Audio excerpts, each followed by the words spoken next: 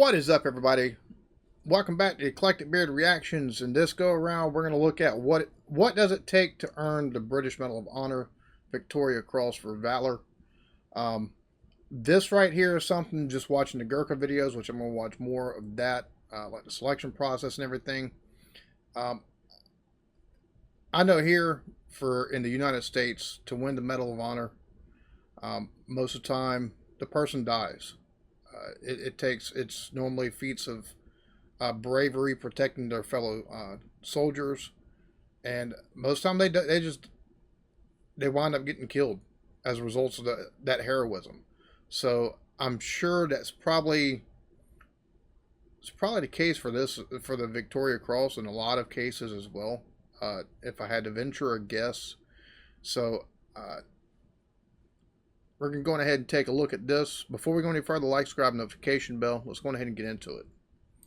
One of the great privileges of working at History Hit and making films together with our team at Timeline is the access we get to extraordinary historical locations. Like this one, Stonehenge. I'm right in the middle of the stone circle now. It is an absolutely extraordinary place to visit. If you want to watch the documentary like the one we're producing here, go to History Hit TV. It's like Netflix for history. And if you use the code TIMELINE when you check out, you'll get a special introductory offer. See you there.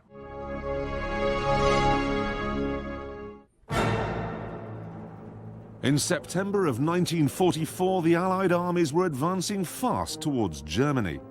But a huge obstacle stood in their way: the River Rhine. An audacious plan to capture 8 of the bridges across it in one fell swoop started well. That's a heck of a plan. 8 bridges all in the same go. Bridges are normally strategic points, especially for supply lines and stuff like that. So the fact that they actually made a plan to capture 8 of them is pretty astounding. But everything went disastrously wrong with the final quarry: the bridge at Arnhem.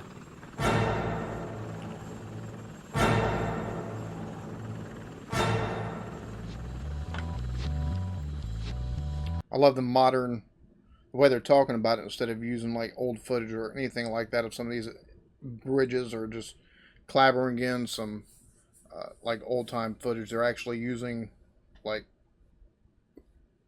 well, this looks quite a few years older than what it is now in 2021, but they're using like actual aerial footage of the river and the bridge, so it's pretty cool.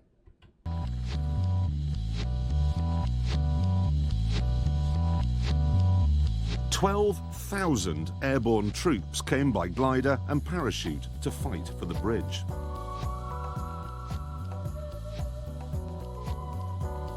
It was the biggest airborne assault ever.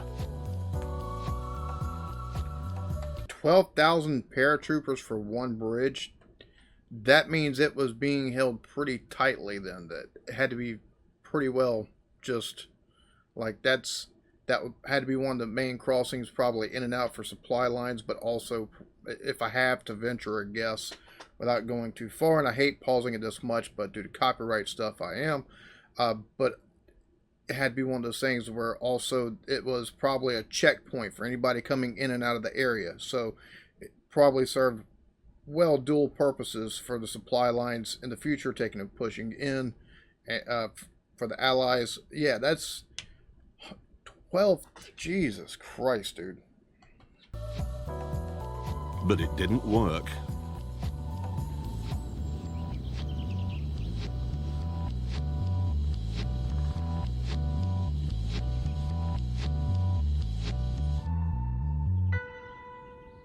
In fact, it would turn out to be one of the biggest disasters in the entire war. Of the 12,000 men who came here, only 3,900 got out again.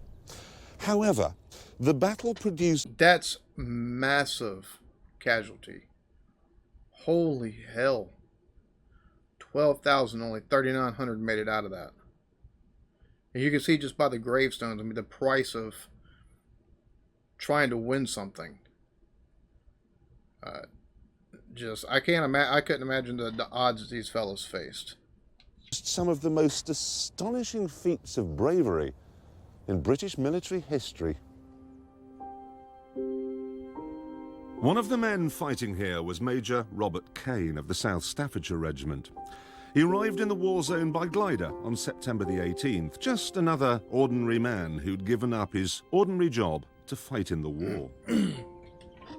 But I'm sorry, but once you take and leave your regular job, whether you get, I know back in World War II here in the U.S., there was the draft. Basically you come out of high school, or if you were old enough, you joined. I'm gonna venture to guess it's probably that way. I don't know if y'all had a draft or anything, but I'm guessing it's probably that way over there as well. So to take and leave your regular job and to become a paratrooper, you're not a regular person. That takes, you're fighting for your country, but at the same point in time, paratroopers jumping out of the planes and stuff like that. That's, utmost respect. That's not a normal person. 10 days after his glider landed in this very field, this ordinary man would have done something extraordinary. He would have won the world's highest award for valor, the Victoria Cross.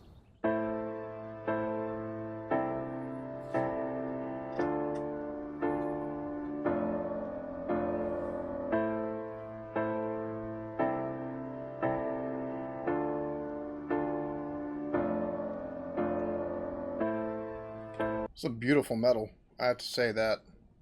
Very intricate. I love that.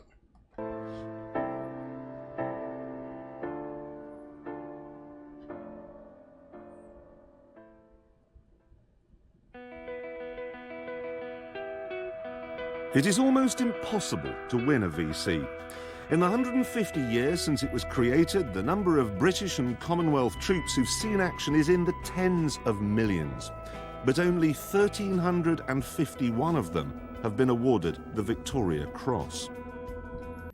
That's a level of something that, like I said, is here we have the Medal of Honor, and that's one of those things. A lot of times these people paid the highest cost. It's like they paid the ultimate price in acts of heroism, and millions. He said millions, and only 1,300 have won it. So that tells you how extraordinary it is for you to actually do something to earn that medal. Not common at all.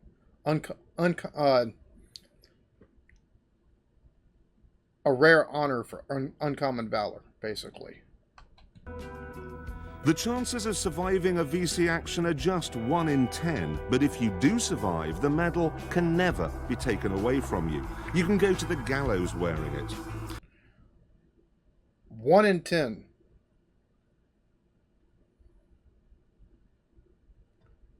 It's not good odds. And no matter how many letters you have after your name, VC always comes first. The VC, to my mind, has a place above all other national awards. It is the highest regarded award for gallantry. People have it in their minds that the Victoria Cross is something special, and anybody who's got the Victoria Cross must be somebody special, and they're right. I could have centered this program on any VC winner. All of them are remarkable. But the most special for me is this man, Robert Cain. This then is his story, but it's also the story of the medal that he won. In official speak, the military say the Victoria Cross is awarded only for gallantry of the highest order. But what does that mean? Well, let me give you a typical example. This is the story of Lieutenant Ferdinand West, an RAF pilot who won his VC in the First World War. On August the 10th, 1918, West was flying his biplane far over the enemy lines when he was attacked by 7 German aircraft. At the start of the fight, one of his legs was blown off by an explosive bullet and fell into the controls.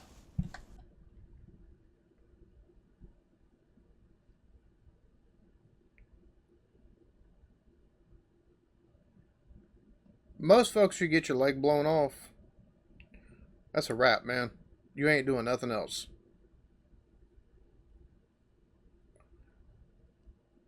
For him to start it all off.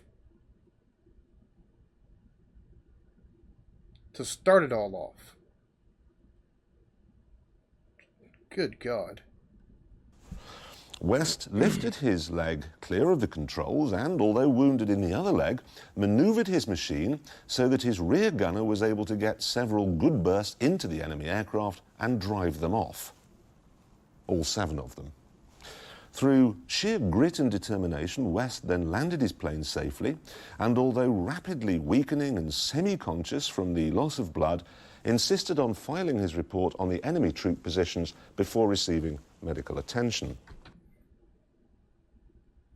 You got artery. You got an artery in your leg, man. Like you got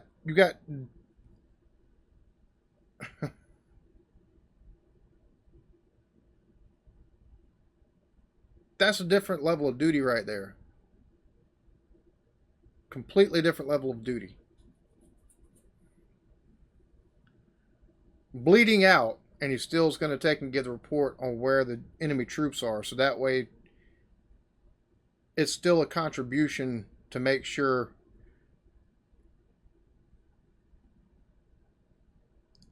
the least amount of loss of life. Something tells me every one of these VC winners were a different breed. And the extraordinary thing is, the report here filed by his rear gunner said that he didn't know that the pilot had been wounded until after they landed. West never thought to mention that his leg had been blown off.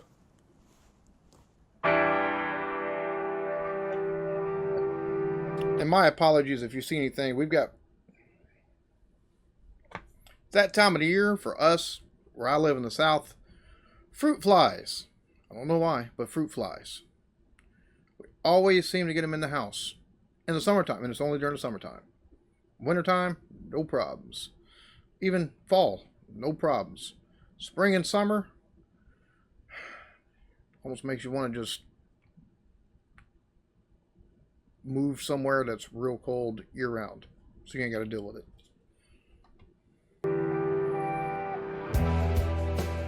The story of the VC began 150 years ago when Britain was in the thick of another empire-building dust-up, the Crimean War.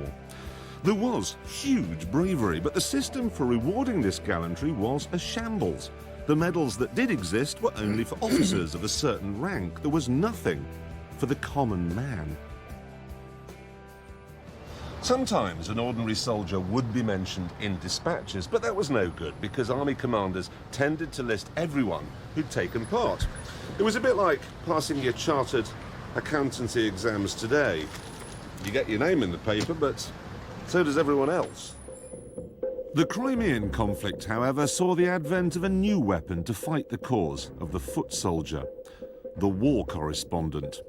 One of them was William Howard Russell from the Times. His stories from the front line meant that for the first time, people back home could read accounts. I couldn't imagine being alive back then, taking and being a war correspondent. Back then, it'd be a lot easier to just, right now, it's a lot easier to take a report on whatever you report on from a distance.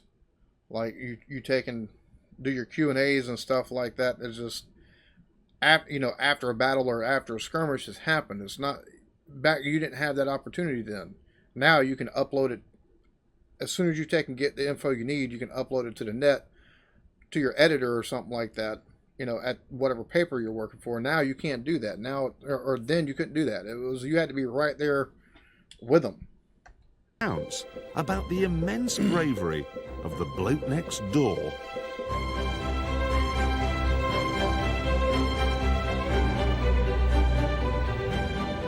One of the people who read these reports was Captain Thomas Scoble, an MP, who proposed a motion in the Commons on December the 19th, 1854, that the Queen should create some kind of medal, an order of merit, he said, for distinguished and prominent personal gallantry, to which every grade and individual, from the highest to the lowest, may be admissible. See, and that's needed because officers already get all kind of perks. Like there's all kind of perks that officers get and stuff like that. To only have medals be available to officers, that's one of those things that doesn't matter what you do, even if you die and you do something that's amazing. You're not going to be remembered if all you're going to be is a footnote in somebody's course, somebody's report or something like that. So, and that's also, I'm pretty sure, you see it, there's nothing, you see one of your buddies do something that's extraordinary, you live to it because of his actions, but yet there's no recognition of him.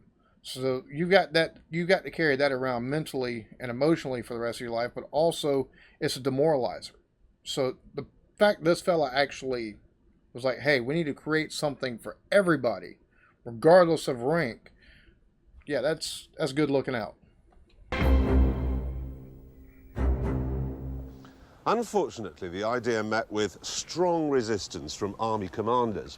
They argued that the success of the British Army was based on the discipline of its formations, and they didn't want a medal that recognised individual acts of heroism in case it encouraged soldiers to break ranks and disappear off on their own. However, the top brass was about to be outgunned.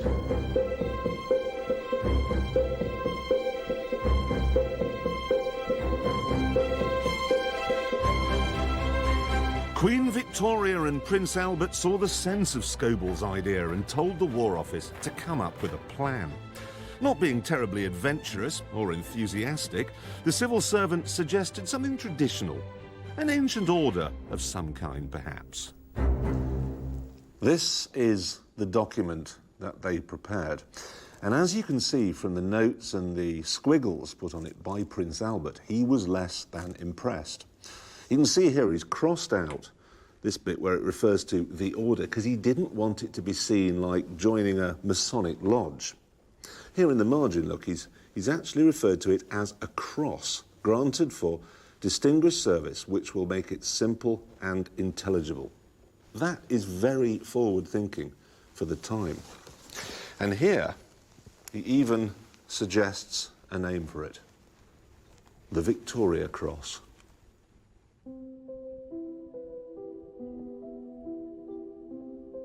Nearly 100 years after Prince Albert wrote those words, Major Robert Cain was preparing to go into battle at Arnhem. He was no career soldier, just an oil company executive from the Isle of Man. So, what sort of chap was he? He was very kind and he had a great sense of humour. I used to drink in the bar. He always bought the drinks. Well, my strongest memory is that you hadn't got to be frightened of him. That you could go to him and speak to him of anything. I would personally, if I'd been asked to follow anyone, I'd have followed Robert Cain. I had complete confidence in men. High praise right there. A lot of times you got people that are in rank above you that you're like, crap, I got to talk to them about something, and you don't want to do it because of their demeanor. And the fact that he inspired, you got two gents right there that are both taking and going. Basically, the best sort of person. What else could you want? The battle plan that brought Cain to Arnhem was called Operation Market Garden, and it was very simple. Allied forces would parachute into Holland and seize a line of strategic bridges. This would create a highway that would allow the Second Army to charge north, over the enemy defence lines, and down into Germany itself. The war, it was said, would be over in a matter of weeks. Now, the most difficult bridge to capture would be the one furthest north in the Dutch city of Arnhem. But a small band of British paratroopers from the first wave of landings did manage to capture the north end of what's now known as the Bridge Too Far. Major Cain arrived in this field 24 hours after the first landings. There'd been a problem with his glider back in England, but his job remained the same. He had to get his company of 22 men to the bridge as fast as possible to help out. Sounds simple, but it wasn't. First of all, the whole point of airborne troops is surprise. You don't know they're coming until they're there. But because Cain arrived 24 hours after the first wave, the surprise was gone. And to make matters worse... That's the worst way to take and try to do anything. I couldn't imagine... so many lives were lost in World War II. Having the element of surprise, especially on the Germans, and not having that advantage. Like, they're going to be looking for you because they know what's happened already further down the line. The landing zone was some 8 miles from the bridge. So, thanks to some incompetent planning from the top brass in England, the Germans knew that Cain and his men were coming, they knew where he'd landed, they knew where he was going, and they had the wherewithal to do something about it. That's being behind the 8 ball before you even get started. That's BS. By sheer coincidence, the German army had parked 2 divisions just outside Arnhem. That meant tanks, artillery guns, half-tracks, and 12,000 SS Panzer troops. Lined up against this wall of armour was the airborne British soldier, who, by the nature of his job, travelled light. He only had a Sten gun, a rifle, knives, grenades. Only a few anti-tank weapons were brought, because no one thought they'd be needed. The British troops simply didn't know about the strength of the German opposition as they started out on the 8-mile walk to the bridge. Cain... I'm wondering how heavy the everything that they carried weighed. Because rifle, another gun, you got grenades, you got knives. Pretty sure some sort of meal, ready to eat, some sort of MRE or something like that.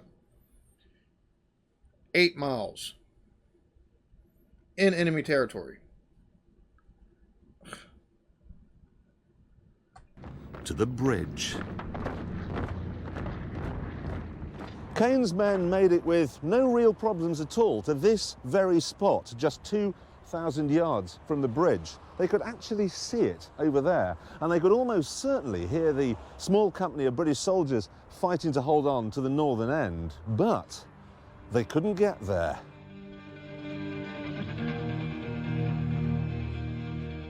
The Germans had had all the time in the world to get ready, and they were ready. Down there, on the other side of the river, they had artillery.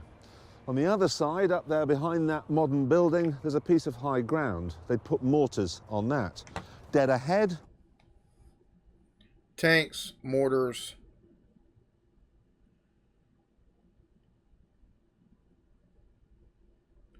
So it went from being just a regular plane. It sounded like a suicide mission at this point.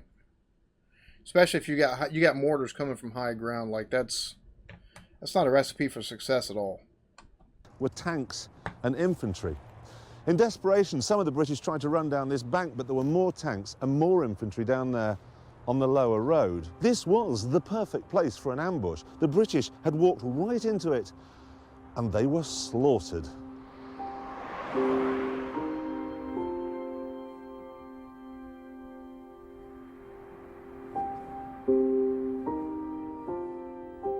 Of the 400 South Staffs who fought here, only 100 would escape. Cain called it the regiment's Waterloo.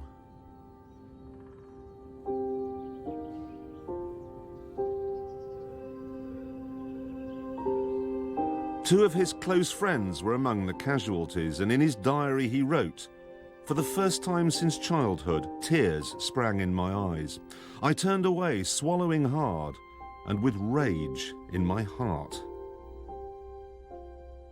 It must have been a savage kind of rage, because on his way back down this road for more ammunition, he ran into a party of 5 Germans. And even though he was alone, he opened up with his Bren gun and killed all of them. Later on, the easygoing married father of 2 wrote of the killings, "I cannot describe the surge of dreadful, unholy joy which I felt." When he got back, the battle scenes were horrific. He wrote, "We passed Taffy Williams, a grand little Welshman and one of my originals. Only his head and face were untouched. The rest of him was unrecognisable."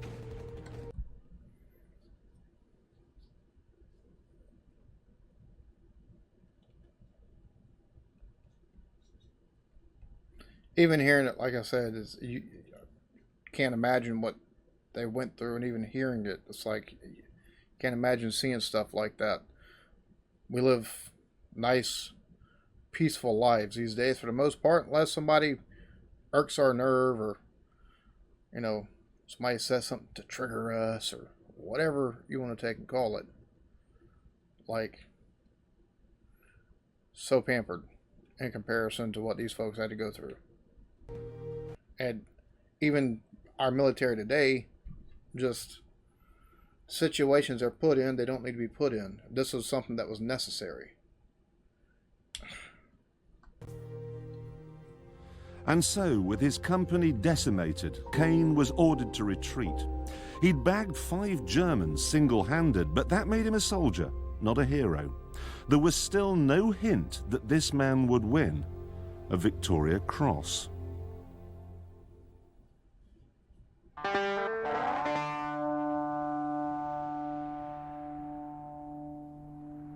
This, the world's ultimate medal, was deliberately designed to be simple. In fact, when it was unveiled in 1857, the critics were horrified. The Times called it poor-looking and mean in the extreme. People were used to medals like chandeliers, as big and as glitzy as firework night. It was always assumed that the grander the medal, the brighter it should be. Funny thing is that most people that are awarded stuff like this, if they live through it, it's not the glitz or glam or anything. They don't even want accolades for the most part, or recognition, because they don't feel like they've done anything extraordinary. They feel as if they're somebody who was pressed into doing something for self-preservation and the preservation of those they hold close to them. So makes sense not to have it something big and gaudy.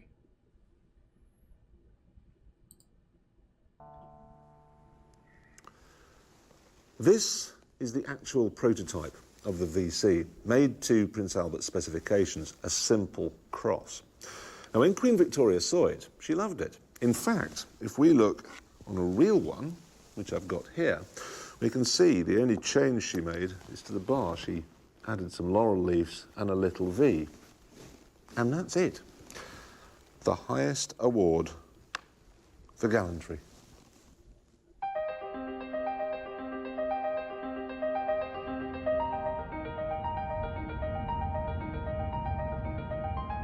Strangely, the metal from which all VCs are made is not kept at the Palace or under the Bank of England. It's to be found here, at an army supply base near Telford in Shropshire.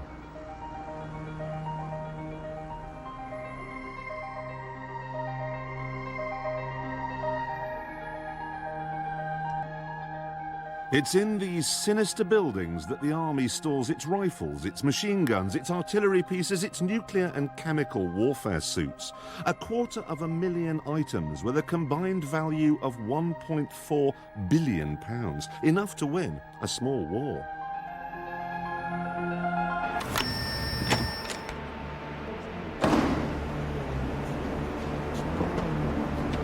I can only imagine the kind of I'm sure that the security there is probably pretty tight.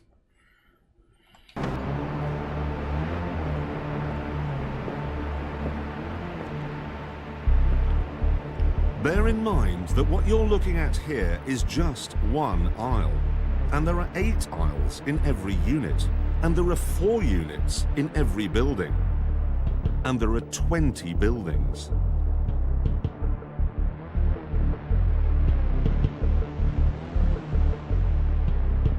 The security is fearsome, but even so, the most precious thing they have here is kept in its own safe. Pretty outstanding to keep the metal that the metal is made from in a safe by itself.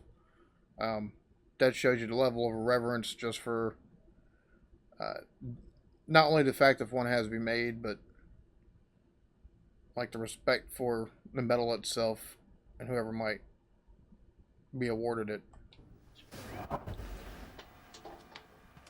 A safe with its own alarm and its own all-seeing CCTV camera. This is it. It's a lump of bronze from a Chinese-made cannon that was captured from the Russians at Sevastopol in the Crimean War. And it's from this lump of metal that all Victoria Crosses are made. That's crazy. That's pretty 1,300 winners at the point of them making this. Or I say winners, 1,300 people who were awarded that at the point of the recording of this. And it's made from one single cannon. It's astounding. Now, you'd expect the delicate job of creating a VC to be handled by a household name like Garrard's or Asprey. But no. Every time a new batch of medals is needed, a slice is peeled from the original lump and taken by military escort to a tiny jeweller's in London's Burlington Arcade. Hancocks have made the medal since the day it was created, and it's always given their craftsmen a bit of a headache. It's made of very insignificant, valueless metal. The metal itself is, I suppose the right word is unstable. It's not nice metal, like pure copper or pure silver or pure gold or even pure bronze. It comes, as most people seem to know, from cannons which were captured. So it's already been used once, and the more often you use it, the less stable it becomes. It's an interesting choice for them to take and use something like that. You're trying to take and make something that is being awarded a lot of times, like I said, probably after somebody has passed. And due to the way that they have to take and work it or whatever, it being a used cannon, using it, taking and trying to form it more after taking a chunk off of it and make a batch of metals makes it even more unstable. Like, that means to people who are making this, like, the utmost precision has to be done, or otherwise you're going to take and ruin a batch. That's crazy. Down in the vaults of this jeweller's you will find 7 VCs, the last of a batch that was cast over 30 years ago. They're all unengraved. They're all waiting for an owner. All VCs are going to look alike, but what makes them unique, of course, is the information on the back. The engraving of the man's name and regiment and the date. And until they are issued, they are literally valueless. 1942, 3, 4, that sort of time, Hancocks were charging £1.10, £1.50 in our modern language, to each of the services. And now, a VC which may have cost those sorts of sums in 1943 could well be worth on the market £150,000 to £200,000. It does actually become priceless once it's been issued, because it can be identified for a particular man on a particular day in a particular action. But why would somebody sell something like that? Like, I couldn't imagine, unless it's the kind of thing. So the fact that it would bring that much on the market means it already has at one point. And it's the history which is carried forward. So, as a piece of jewellery, the Victoria Cross is worthless. But as Queen Victoria understood all along, the medal itself isn't important. It's the story that goes with it that matters. And back in Arnhem, Major Robert Cain's VC story was about to begin. This is so well put together. I'm just going to say that right now. This is so well put together. Like, so informative, too.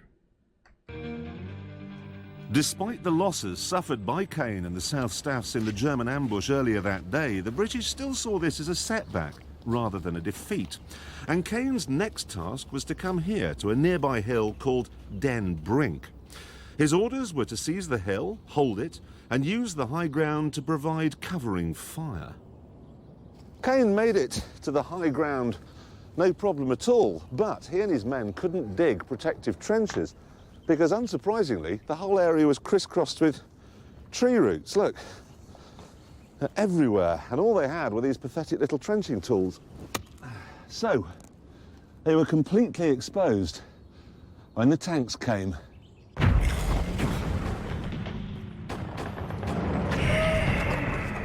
It was another massacre. Tank shells and mortar fire rained. It sounds like whoever took and made the plans up for some of this stuff did not have regional intel and put these men in like numerous positions for failure. It's unacceptable. That's unexcusable. Down on Cain's men who couldn't find any protection in the ground.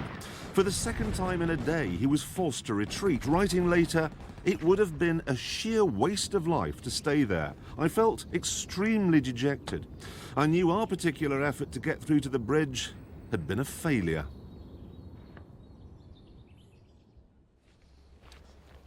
Cain took 100 men to the top of that ridge, but when he came down 90 minutes later, 40 of them were gone. Now, he says he was dejected, but eyewitnesses say he was anything but. They say he was bloody angry. For good reason. For absolutely good reason. I would have been too. I'd have wanted somebody's head at that point. Robert Cain, the affable man who bought the drinks in the bar, had now become an angry warrior. So is anger the fuel which stokes the fire of a VC winner? Many VCs are won in the heat of the moment, and undoubtedly the adrenaline gets going and inspires people, but their emotions will come up to the top, and anger is likely to be one of them because it will. They've been seeing their own people being killed, but I believe very firmly that a VC winner has complete focus on the job in hand. And he may have these emotions, but he's got them under control. Anger without being under control is a useless emotion to have. But anger controlled and directed towards defeating the enemy is a most effective weapon. Undirected anger is often a good way to get yourself hurt or killed. So he's completely correct with the directed anger. That's you'd have to have a direction for that anger for you to be able to use it to do some of the extraordinary feats that have been seen in military history. Directed towards defeating the enemy is a most effective weapon. This man is a classic example. In November 1965, Rambahadur Limbu, a Lance Corporal in the Gurkhas, was fighting in the Indonesian War. During one battle, he ran across 60 yards of open ground, completely exposed to a hail of murderous machine gun fire, so he could rescue a wounded soldier. It seemed to onlookers like a suicidal run the first time, but then he did it all over again to come back with a second soldier. And then again for a third time to retrieve their Bren gun, which he used to charge down and kill the enemy. He won his Victoria Cross in just 20 minutes and afterwards said that it was the anger of seeing his friends wounded that had driven him on. That's incredible. You got those machine gun, you get machine gun nests and stuff like that, or even the enemy just hiding behind trees or in bunkers and stuff like that, shooting. To take and go out in that 3 times to bring back wounded soldiers, that's absolutely just, golly. That is incredible.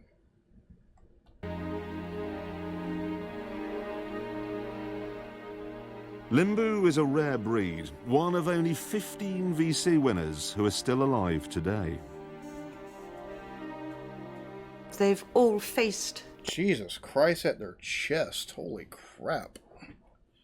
Like, that's...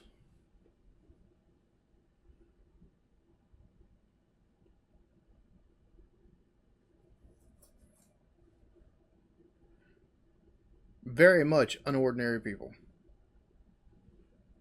Death in its most horrendous way, or most obvious way, and they've cheated death, and they don't have to prove anything to anybody. They're at peace with themselves. If anyone can shed light onto the character of a VC winner, it's the secretary to the Victoria Cross and George Cross Association, Didi Graham. She's known more VC winners than anyone else. The principal common quality amongst Victoria Cross holders I've known is an overriding humility and the huge inner strength, which doesn't need to show off or throw their weight around in any way at all. Commander Ian Fraser typifies this modesty. In 1945, he and his crew piloted a midget submarine through 80 miles of mined waters in their mission to blow up the Japanese cruiser Takao. In order to sink it, they had to place their explosives right under its keel, but the operation went wrong when the tide went out and the 13,000-ton cruiser settled onto the tiny submarine, pinning it to the sea bed. Holy hell.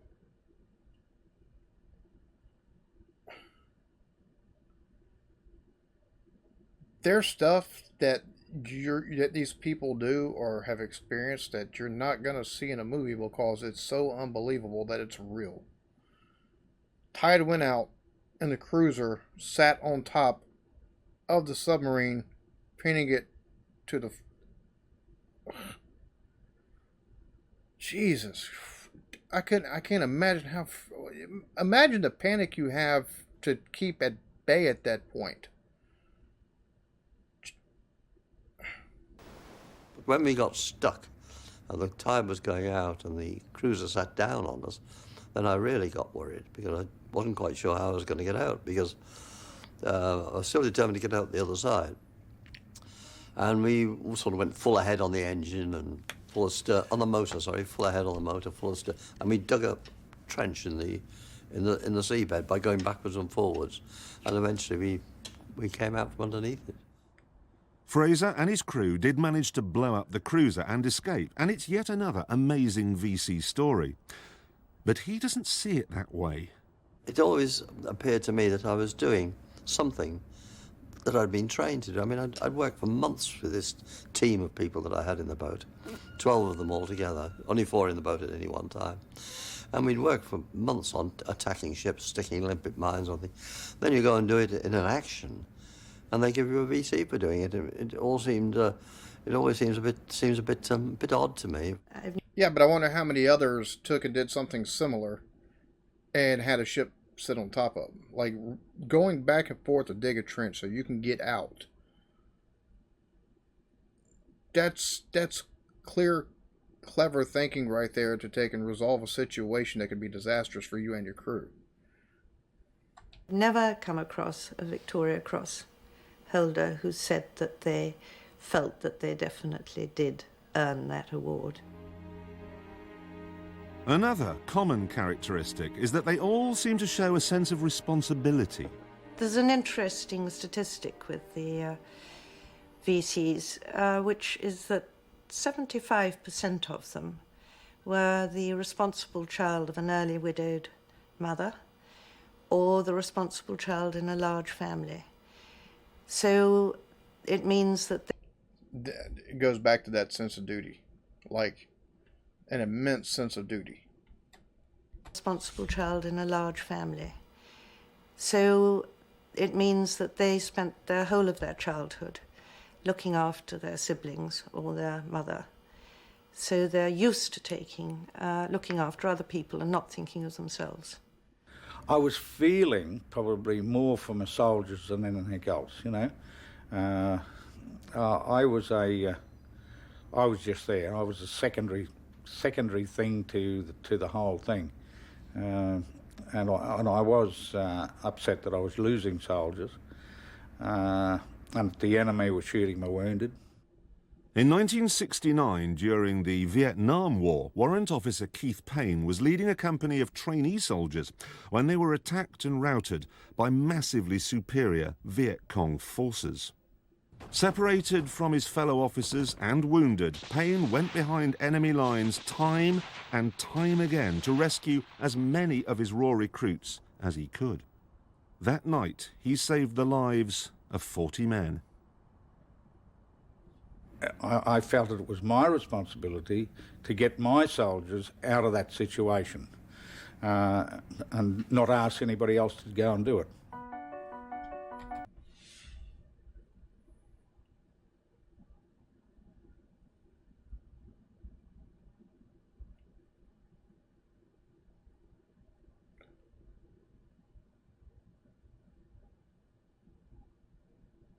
I often have trouble articulating things when I'm watching videos. Like, I'll stumble over my words and stuff like that. It's rarely that I feel a sense of awe, like genuine awe at what I'm watching. It's one of those times. 40 men. That's 40 people. They all made it out alive from Vietnam, whose family and life stories could have a vastly different outcome. To not think of personal danger running out there to get those men and feeling it's his responsibility to take and get his men and not ask anybody else, him personally, to do it.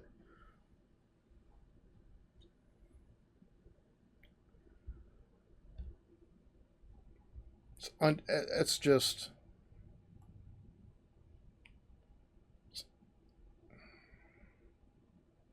you don't find mindsets like that anymore. Everybody's handed stuff on a silver platter, that or they're coddled, or they think they're owed something. God help us with this generation that we've got coming up, and that have not long, and the ones also that have not long reached adulthood. So VC winners do seem to have some things in common, a responsibility for others and a temper perhaps. But does that mean they're all the same? Does that mean there's a type? Well, the truth is, it's almost impossible to say. It could be something in the water. There's one street in Canada that's provided us with 3 winners. It could be something in the blood. 4 times it's been won by people whose brothers had already won it, and 3 times by people whose fathers had already won it. It's pretty interesting. Same street in Canada, 3 people, and then either brothers or fathers and then sons have won it. So that's asking if it's something in the water. It's pretty interesting. Take and consider something like that. It's been won by rogues, scoundrels, introverts, extroverts, aristocrats. You probably think you don't have it in you to win one, but you probably do. Once people do meet us, we're just ordinary people. They know we're ordinary people, and we're, you know, shave and all the rest of the things that people do.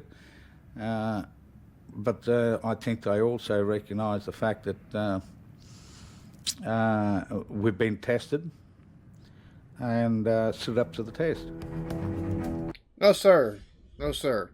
You might do ordinary things in your day-to-day life, but on the inside, the courage and that self-determination and will to take and do what you did, you're very extraordinary. There's a big difference. Very big difference.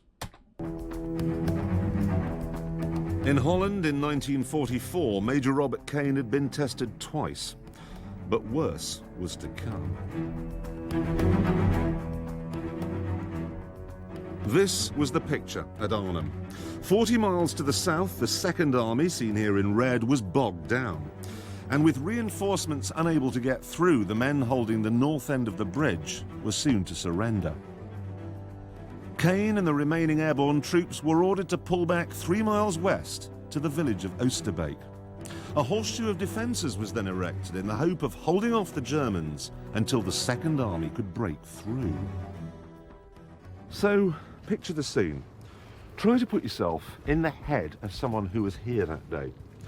You were part of the largest airborne assault ever, but your mission has been a complete failure. That's the first thing.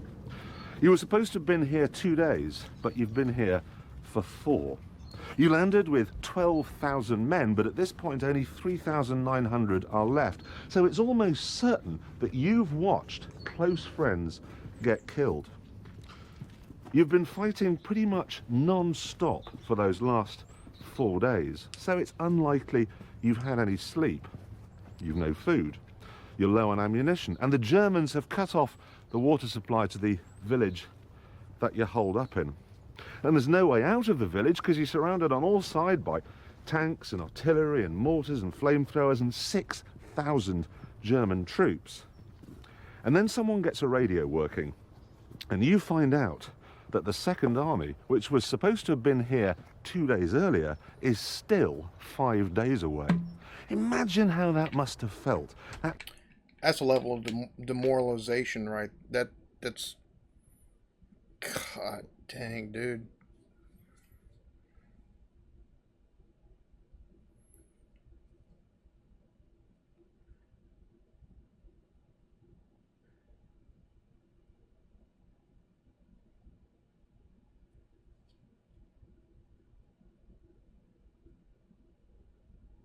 They had to be terrified.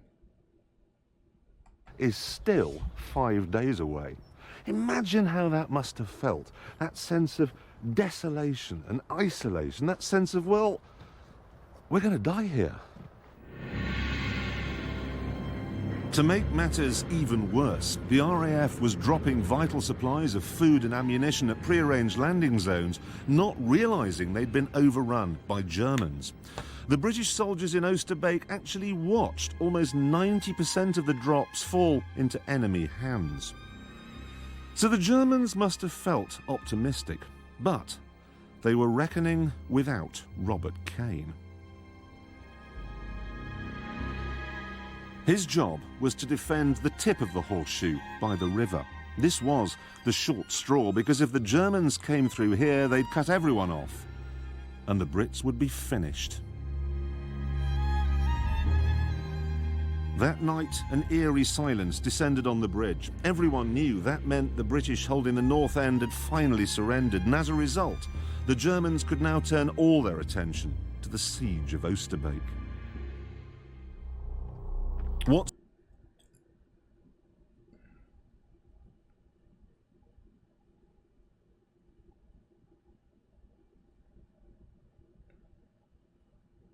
$3,900. That's it, and that's.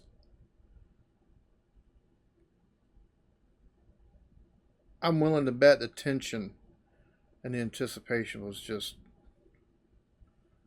probably could be cut with a knife. What's more, as the British forces grew weaker, the Germans were being reinforced with men and equipment from home. Equipment that included their most formidable battle weapon.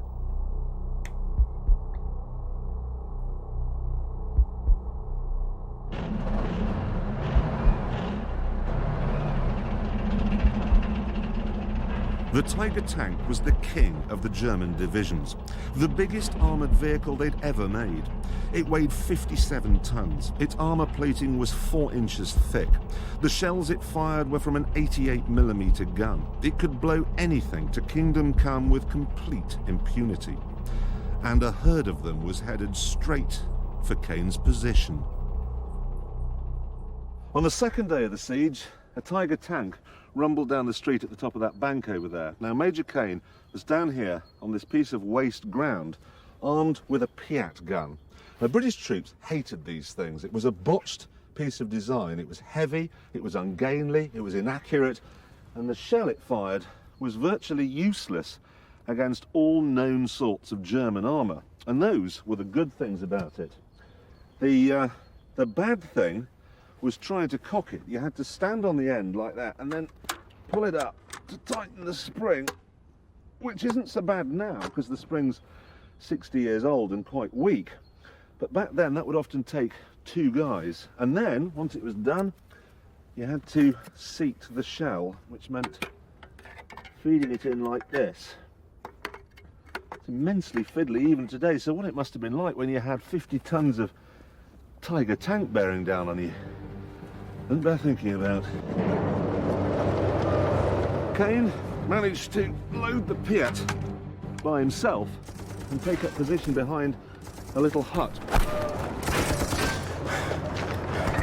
He waited for the Tiger to be 30 yards away, took aim and fired. It was a good shot. The shell went right underneath the tank and blew up, causing no damage whatsoever. All it did was alert the crew inside to the fact that he was there. A shell from the tank's 88mm gun blew the hut to smithereens, but at the last second, Cain grabbed his Piat gun and ran for cover past the tank's machine gun to a laundry. And once he got there, he reloaded the Piat and got ready to fire it again. The second shot was as good as the first, but the effect was exactly the same as well. Nothing. So the tank turned its gun again and fired again. And this time it killed Cain's spotter, Lieutenant Ian Meikler. Now, at this point, a sane man would have got out of there. But you've got to remember, Cain had lost 100 of his men by this stage. He wasn't in the mood for getting out. So, as the dust cleared, no one could quite believe their eyes, because he was lying in completely open ground, facing down a Tiger tank. That is gonads of steel. With gonads like that, how is he laying down in full? Laying down at all, number one, but also just, man, different breed is not the word. I was close enough to see exactly what happened. I think he altered his position to kneeling, and we can see in the distance a tank. I was absolutely certain he was going to die there. Kept on shouting, load, load, and firing at the tank. He fired for a third time, and this time his shell hit the Tiger's only Achilles heel. He blew one of its tracks off, immobilizing it. And you could see the track of the tank come away and lob on its sides. Cain had no time to celebrate, though, because almost immediately another Tiger rolled into view on the road up there. He dived behind the wall of the laundry again, reloaded his Piat again, and then stepped out to take a shot at it. But he pulled the trigger a fraction of a second too soon. So the shell clipped the wall of the laundry and blew up just a few feet in front of his face. There was a flash, and he immediately fell over. And it was horrifying. When I got to him, his face was black, but totally black, and with little spots of blood all the way around. What, 30, 40, 50, whatever it was. And he was saying, I'm blind, I can't see. So several of his men carried him away to the copse, 10, 15 yards away. I stayed with him no more than 6 or 7 paces, I shouldn't think, holding his hand. It seemed like he was finished. But 45 minutes later, he was back. His sight had returned, and that was enough. The shrapnel wounds he would cope with. And this chap came out of the copse with his face blackened. And he got down immediately on the Piat gun. I was staggered, utterly staggered. I thought, well, he must be a very brave man to be knocked out, probably, and then come back and take up the same position and still hit tanks. I couldn't understand why such a brave man didn't say, well, I've had enough. He'd done his lot and still kept going. But he was still firing when we left. They left and he was still firing? Holy crap. By the end of that day, day 2 of the siege, Cain, according to eyewitnesses, had destroyed 3 tanks. No one had ever done that before. He had begun to win his VC.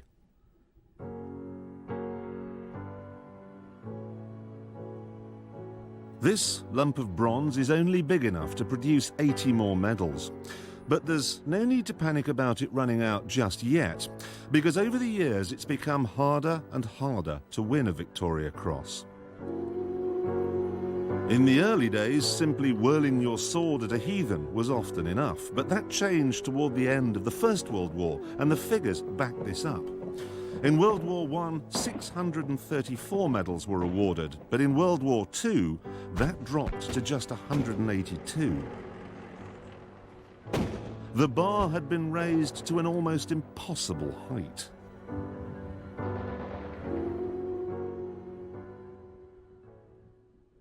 During the Arnhem battle, a glider pilot called Lieutenant Mike Dauncey found himself defending a sector very close to where Robert Cain was. Here's the report. It says the position was continually attacked by superior forces of enemy tanks and infantry.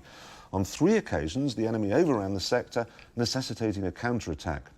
Dauncey led each sortie with such determination that the positions were regained with heavy loss to the enemy. In the face of heavy small arms and mortar fire, he personally attacked machine gun posts with complete disregard for his own safety. The next day, the Germans attacked again with tanks and self-propelled guns. This time, Dauncey lost the sight of one eye. In spite of the pain, though, he refused to be evacuated. And then on the next day, they came back with tanks again. His men withdrew, and he was left alone, facing down a tank. He threw a gammon bomb through its hatch and blew it up. Now, for this, he was recommended for a VC, but they turned him down. That's how hard it had become to win one. Why was he turned down?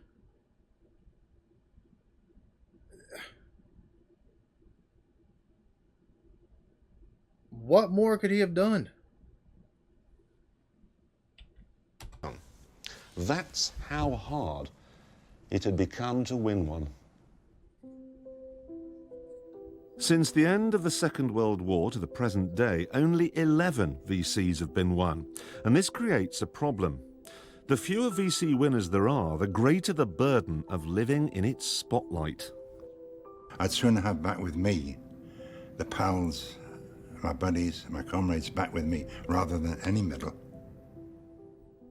In 1951, Private William Speakman was part of a battalion of the Black Watch Regiment defending a hilltop in Korea. The hill was attacked by 6,000 Chinese soldiers, and with the Black Watch troops outnumbered by 12 to 1, the situation looked bleak. But as the hill was about to be overrun, Speakman appeared like a 6'4" human grenade launcher. And I thought, well, all this stuff has been done. We've primed them. I might as well use the bloody things, you know. So that's it. And we went up there and we just did it. 10 times he went back for more grenades, and then when they ran out, he lobbed beer bottles and ration tins at the Chinese, anything he could get his hands on. Eventually the attack was broken, and Speakman was a hero, but he found it hard to cope with the attention the VC brought. He told one reporter that the medal made him feel like a freak in a freak show. Sometimes it gets a little bit too much. Not sometimes, a lot of the time it gets too much. People try to do something for you. They're trying to say thank you in their own little way. They say, well, tell me what happened. You either don't want to, or sometimes you just say, well, no, I've forgotten all about it now. And that's the truth. It's a bit overwhelming for an ordinary person. The difficulty with the Victoria Cross, or an award of that standing being awarded, is you were just beginning to get over the shock and the horror of what you've been through. And then you're given this award and you have to relive it all over again, probably for the rest of your life, because people will be asking you about it for the rest of your life. They're just incredible people. I'm being soft about them. because they were tough men in their day. But when I first started being involved with the association, there were 450 alive, and now there are only 15. So there's been a lot of sadness. But we've had some incredible times together. Often a heavy price paid for the folks that, you know, in the process of winning awards like that or medals like that, and they have to take and relive it. I couldn't imagine that.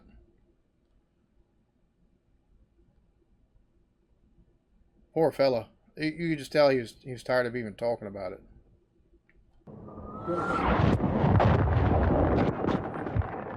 The last two VCs, both posthumous, were won in the Falklands War 21 years ago.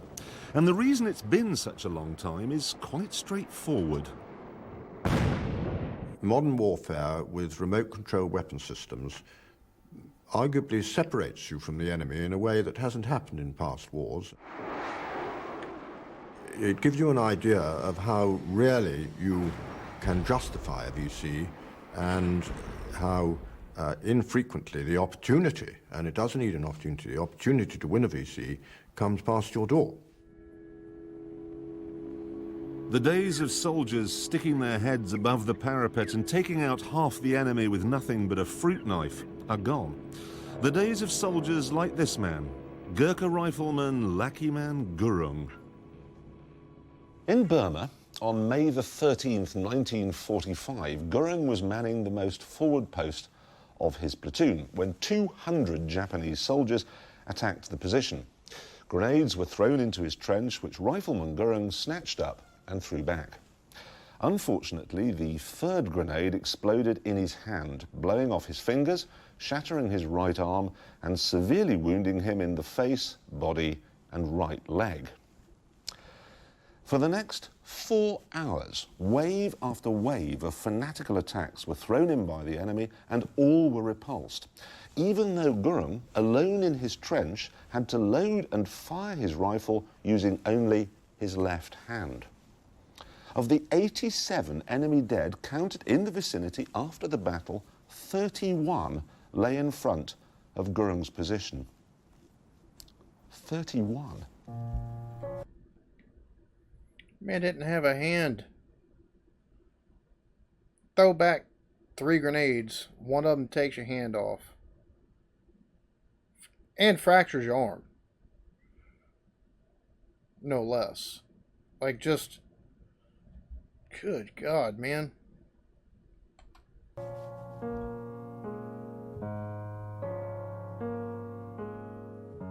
So, is the greatest medal in the world in danger of becoming extinct?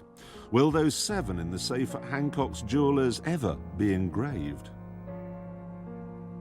I think it would be quite wrong to say that there will never be an opportunity for a Victoria Cross to be won in future warfare. There will be opportunities. There will always be personal braveries in an intensive operation, a long drawn-out operation, that deserves that reward. There would be certainly plenty in this generation who would be candidates for being awarded a Victoria Cross. Courage isn't lost from mankind.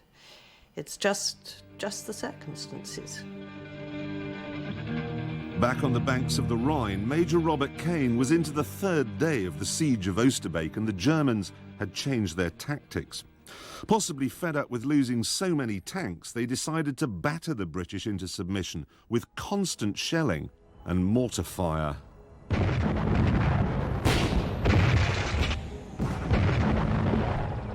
The Germans, by this stage, had ringed the British positions with 100 artillery guns, along with 12 of the dreaded Nebelwerfers, multi-barreled mortars which fired 6 bombs at a time.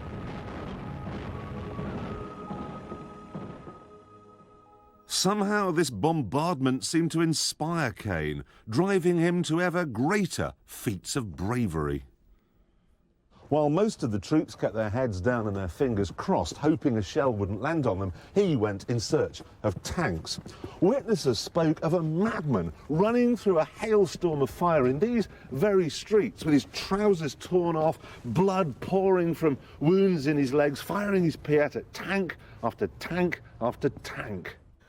And they said he's firing, some were saying he's firing the piece from the hip, like a bloody cowboy. There was this figure, wounded, bandaged, dirty, dishevelled, but still coming round, still wherever the point of danger was, still encouraging the men all the time. Some were saying he'd knocked 4, 5, 6 tanks out. Yeah, you can put yourself in the Germans' position and saying, whoever's knocking out these tanks must be, well, someone out of this world, I'll say. In his diary, he says his feet felt like they had 1,000 pins sticking in them and that his socks filled with blood. Later in the day, he says he felt something hot and sticky running down the side of his face. Turns out he'd fired so many shells, one of his eardrums had burst. He disregarded his own wounds. He was wounded, seriously wounded and bleeding and torn to shreds, yet he fought on because that was his duty. He refused to go back for medical treatment until there was a lull in the battle. He fought with a total focus on what he was meant to be doing, and many VC holders have this sense of focus. They have a focus that sees that clearly what they've got to do, and they must do that regardless of the effect it has on his own life. And this selflessness is perhaps the key issue in winning a VC. To understand just how important this business of selflessness is, you need to know the story of John Cruikshank. Cruikshank was the captain of a Catalina flying boat, which was very badly shot up during a suicidal attack on a U-boat. Although he sank the U-boat, one of his crew was killed, 3 others injured, and Cruikshank himself was hit 72 times, including wounds to both lungs. So there he is with his lungs 72 times. How do you keep moving? Hemorrhaging, slipping in and out of consciousness, and barely able to breathe. But he was determined to bring the wounded crew home safely, so he kept the plane in the air for an hour until the sea conditions were safe enough for a landing.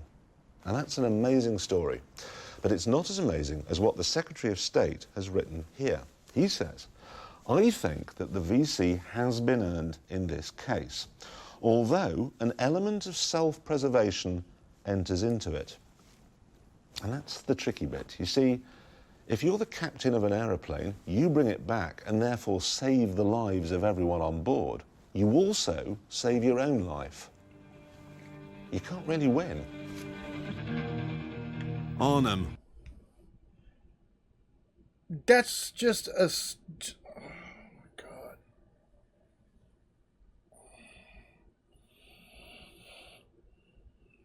These stories that he's telling, just a little blurbs of these people that he's telling their stories of, it's fascinating. It's absolutely just, and it's mind-blowing.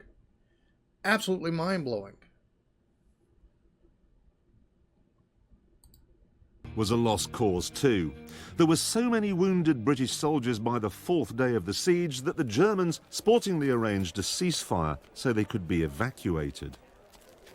Cain could have gone. He was a wreck. He was half blind, he was half deaf, his legs were perforated with machine gun and shrapnel wounds. But he chose to stay, and that meant he was still here on the 5th day of the siege.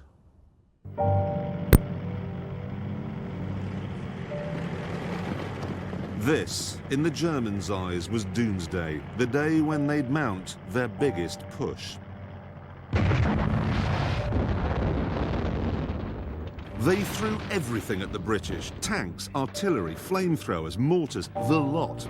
The British had arrived in Arnhem with supplies for 3 days. This was their 9th and the 5th in the hell of Oosterbeek. It was shaping up to be the shortest firefight in history. But Major Cain had other ideas. Cain found himself down by the church, and pretty soon he was out of ammunition for his Piat. So he switched to a mortar like this. Now, the idea of a mortar is that you jam it into the ground, you drop the shell into the tube, it fires up in the air and lands on the German positions. But the Germans were so close that he was firing it like this, like a normal gun. Now imagine what that must have looked like from a German's point of view. This Man, with his trousers blown off, caked in blood, with sticky stuff coming down the side of his face, firing a mortar horizontally at you. It must have been unnerving. In Cain's VC citation, it says of the events of that day, by a skillful use of this weapon and his daring leadership of the few men still under his command, he completely demoralised the enemy, who, after an engagement lasting more than 3 hours, withdrew in disorder. Robert Cain had turned the tide in the battle, and this is another vital factor in winning a Victoria Cross. Your actions have to create a ripple effect. They have to help save the day.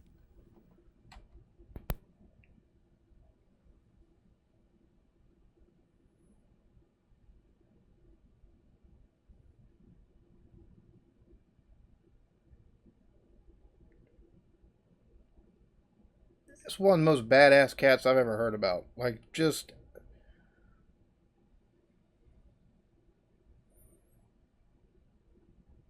This is so well put together and the story is told so well.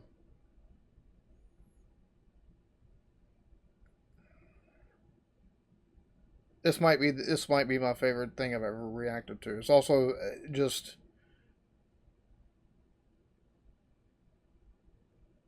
Just utmost respect, man.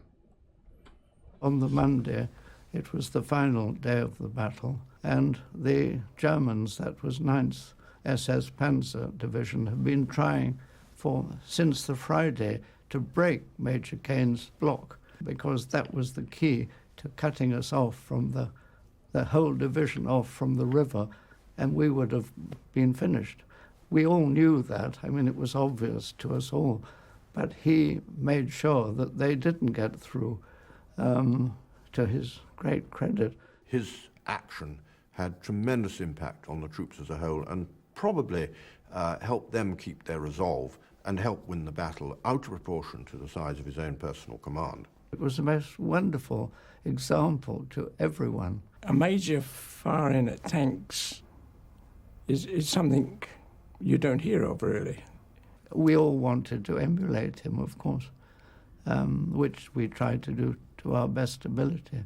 The effect that Major Robert Cain had on the men was obviously his leadership, and the fact that they were on the defensive, but he was moving, he was showing himself, he was rallying where there was the greatest danger, and that has the most huge impact upon people who have just got to stay there and endure and be brave. They need something to focus upon. He was that focus. He led by example completely. I mean, I'm sure that whoever got back over that river of the South Staffords could owe that fact to Bob Cain, and nobody else, because it was his example that rallied them. His bravery was suicidal and utterly selfless. His tank-killing antics rallied the troops, beat off the enemy, and helped keep the defences at Oosterbeek intact. These were the reasons why this man won a Victoria Cross.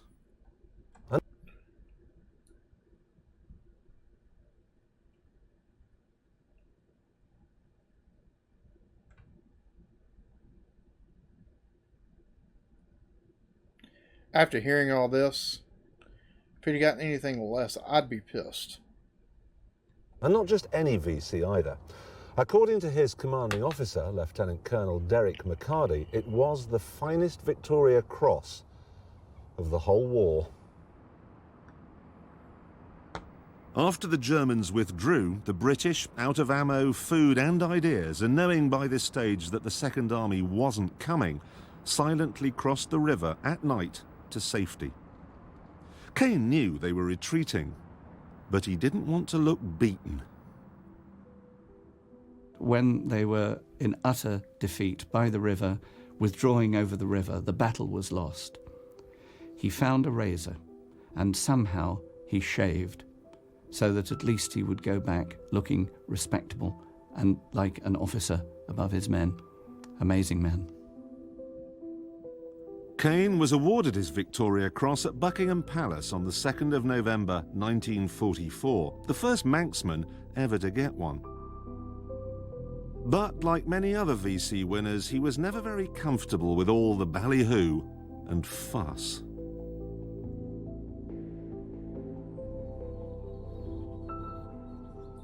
Cain was the only one of 5 VC winners at Arnhem who lived to tell the tale. Not that he would tell the tale, of course. VC winners rarely do.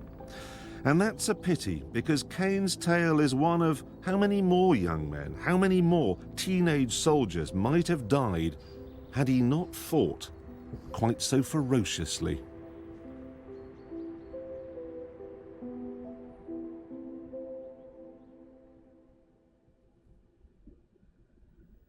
After the war, he left the army and went back to working for Shell in Nigeria and the Far East. He died of cancer in 1974. Sadly, that meant I never met him, which is a shame for 2 reasons. Firstly, because I'm absolutely fascinated by VC winners. And secondly, because I'm married to his daughter. She didn't even know he'd won a Victoria Cross. Holy crap! To his daughter. She didn't even know he'd won a Victoria Cross until after he'd died. He never thought to mention it.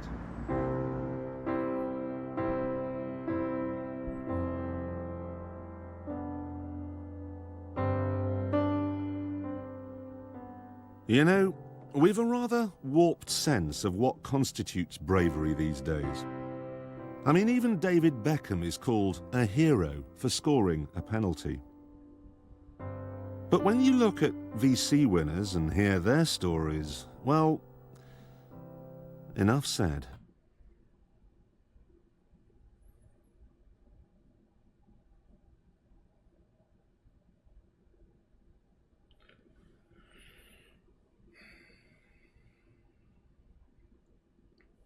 Definitely the term hero is vastly overused today.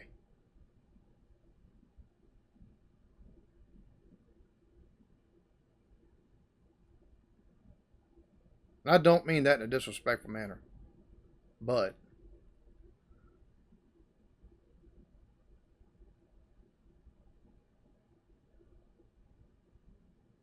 it is overused for stuff that it shouldn't be used for whatsoever. Like you said with Beckham, like, just, oh my God.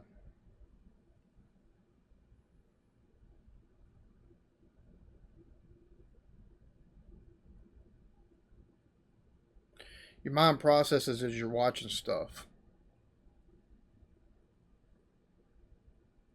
Normally, I watch something, and whether it's being told or even with visual aid, your brain has the tendency of taking it and actually visualizing it itself. So you get the internal visualization by your brain of what you're seeing to take and connect its own dots. With stuff like this and stories like we're told on this, your brain doesn't have that ability to take and connect the dots to the stories that are being told, or the ability to visualize what's being said, because it's so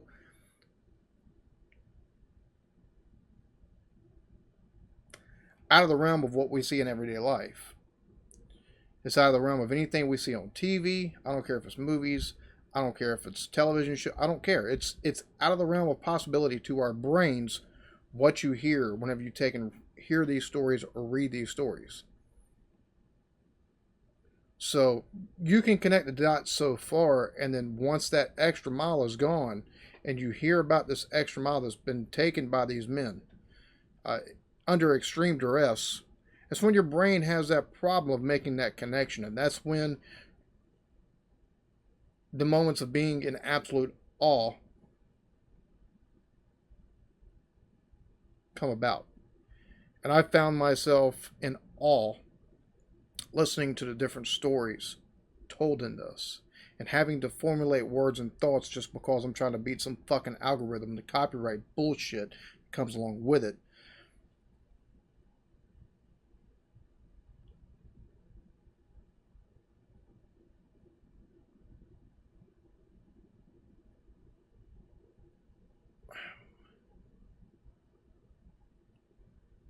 just the character showed by these people, the actions they took, the risk to personal life and limb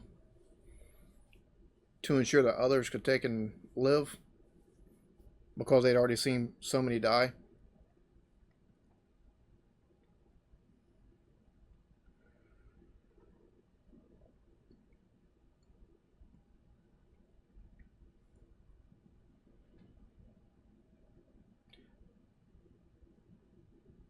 That's where it goes from taking it just being in awe to being in reverence. Because really, I don't think there's any other way to take and see people like that. Y'all be good to each other. Love yourselves. Peace.